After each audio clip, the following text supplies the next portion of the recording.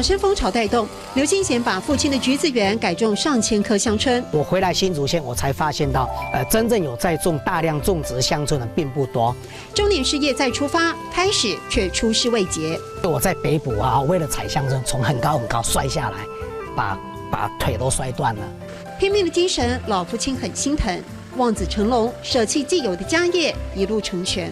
所以当时是你爸爸愿意支持你，是很关键的，对不对？对。阿爸老唔讲嘛嘅，爸爸跟你说什么？爸爸啦讲你啊，种落去了哈，心花落去了哈，莫表得来走哦，啊，走比辛苦哦。哦，他说叫你既然做下去了，不要放弃，对，不要放弃。这是海陆版，所以像我们说，唔好不用太累，对，不要放弃，对不对？为什么要种香椿呢？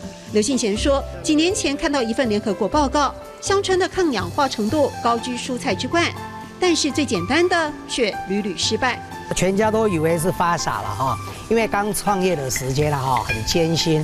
单单我丢掉的水饺好几百斤，既然做这个水饺啊，你没有取得一个品质来源、品质的保证，要稳定，要能够用自然农法，因为我们无毒无害嘛。慢慢学会，一棵香椿树只有几株嫩芽可以入馅。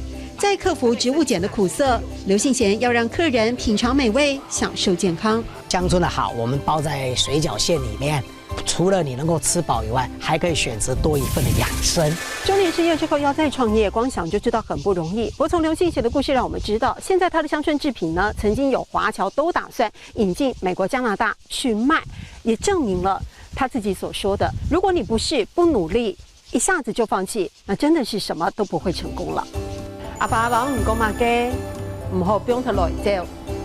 阿爸老唔講嘛嘅，唔好俾佢來走。